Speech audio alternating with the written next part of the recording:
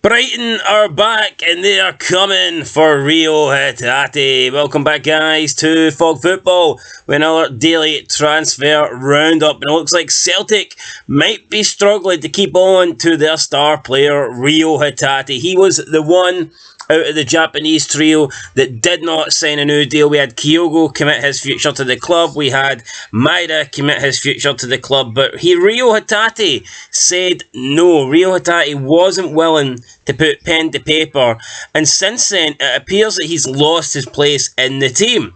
Now, is that down to him not signing a long-term contract? Is that down to Brendan Rodgers simply preferring David Turnbull over Reo Hatate? That remains to be seen. We don't know that. Only Rodgers can really answer that question. But I think Reo Hatate, the fact he wasn't sure about committing his future, then you add in the fact that he is no longer starting for Celtic. He's lost his position in the team. The likelihood of him leaving has went way up, and now it looks like he could be going to Brighton. We know Brighton have already previously been linked with Reo Hatate. They've been interested in him before, and now they're interested in him again, and you can't really blame Brighton. They've had a bad summer in terms of players lost. They've lost a lot of midfielders in this window. They lost McAllister, they lost Colwell, and now Chelsea have signed Caicedo. So Brighton really need to get reinforcements. They really need to replace that midfield if they are going to be okay this season. I think they could struggle if they don't get a couple of good midfielders in. And I think Reo Hatate would be right up their market. They're getting, 115 for Caicedo. So, I mean, they could easily probably get Hitati for like 15, 20. And then that would still leave them about 100 million left. So, it's a good deal for Brighton. It makes sense. I think it's a good deal for Hitati. Obviously, he can move to a bigger club. He's got a bigger ceiling. I would argue to everybody at Celtic, I think he has got the potential to go on and be the best player there. I think out of everyone at Celtic, he could go on to have the best career and reach the biggest clubs. I think he's more likely to do that than anyone else in the Celtic team. And just the fact that he is no longer a starter, a regular starter, someone in the starting 11, I mean, the chances of him staying there are pretty much slim. So I wouldn't be surprised if Reo Hatate leaves. Do I think it'll be this window? Probably not. But I would not be shocked if we see Hatate go in January or if he leaves next year. Now, he could leave this season, no doubt about it, but I just think that if he probably was going to leave, I think we'd see more concrete offers by now. I think we'd see transfer requests. I just think we'd see more actual concrete evidence that he is on his way out. The rumours are there, but we haven't really had any bids yet. We haven't had Hitati confirm he wants to leave. We haven't had Rodgers say anything about Hitati wanting to leave. As far as Rodgers is concerned, Hitati is fighting for his spot right now. I think it's a mistake for Rodgers. I don't know why he's playing David Turnbull over Hitati. And I like Turnbull. I think Turnbull's a good player, but you're risking losing Hitati here.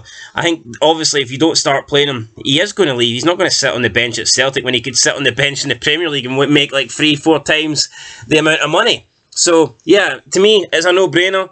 I do think Hitati will leave Celtic, and it is just a matter of time. Brighton need midfielders, so it may as well be to them. But let's speak about someone who could be joining Celtic, and that is none other than Scotland winger Ryan Fraser. So Scotland have been linked with Ryan Fraser. Brendan Rodgers likes his Premier League players. Ryan Fraser fits that bill. He's no longer really required at Newcastle, and this was always going to happen.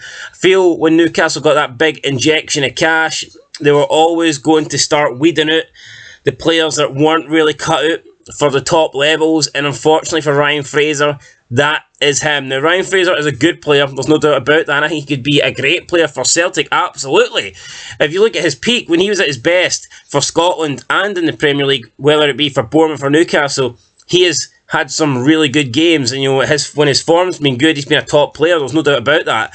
But Newcastle are now getting to the stage where they want to be competing, they want to be making top four, and they want to be challenging for the league, and Ryan Fraser just isn't going to offer you that. He's not that good a player. And even if he did stay at Newcastle, it really would be a fringe player. He'd be rotation at best, and I don't think he wants to be that. If you look at the seasons since he has joined Newcastle, he's improved. He's played more games, but then last season was his least amount of appearances. So in the 2020-2021 season, he played 22. 2021, 2022, he played 29. And then last season, with the money and obviously the oil, he only played 8 games. So it just goes to show you last season that his game time and his appearances went way down. And that's obviously due to Newcastle bringing in better players, forcing Ryan Fraser out. And I think he will leave Newcastle this window. I'd be pretty shocked if he's still a Newcastle player come the transfer deadline day. But whether or not he goes to Celtic, that is what I'm not sure about. The guy will be on good money at Newcastle. He will have to take a pay cut to go to Celtic. Depends whether he will do that or not. Plus, you've got the fee as well. He's got 2 years left on his deal. Now, Newcastle don't need the money.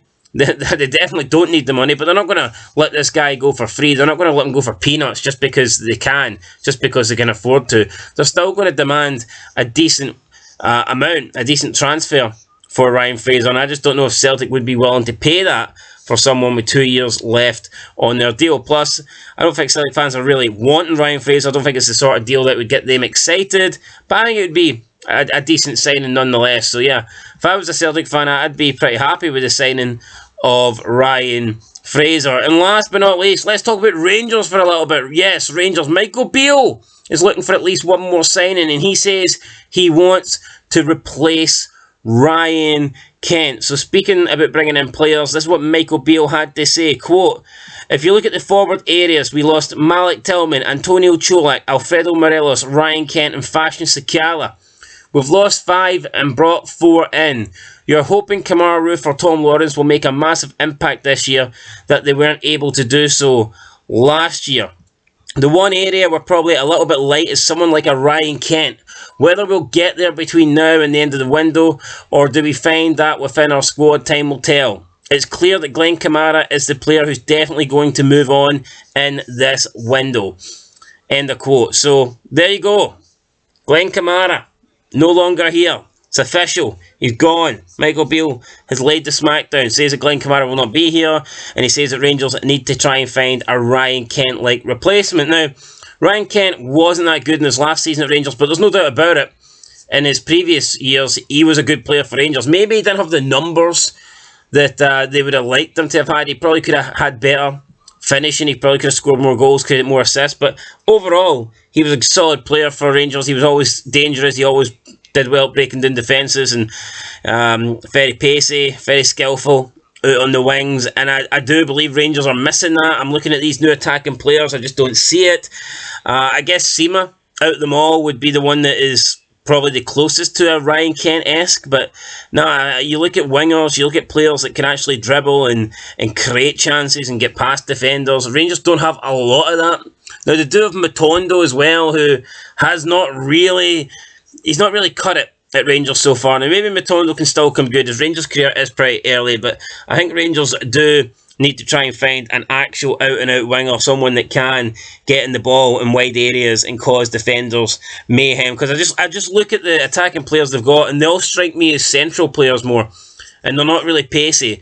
It's more like bigger central players that want the ball to feet, want their back to go. I just don't really see many like wide attacking Rangers players that want the ball and want to be able to run with it and run at defenders and get past defenders. So that's what Ryan Kent was so good at in his his first 4 or 5 seasons at Rangers. Obviously last year he didn't run past anybody. He didn't run. He just kind of ran out of steam at the end of the day and his career was over. But no, peak Ryan Kent was good, and Michael Beale wants to find a replacement for him. So that's it, guys, for the transfer news today. Hitati leaving Celtic, Ryan Fraser possibly joining Celtic, and Michael Beale needing a replacement for Ryan Kent. We'll see if all that happens, guys. We'll catch you tomorrow for more transfer news. But until then, be in Fog Football. Leave a like, leave a comment, and subscribe. I'll catch you in the next one. Peace.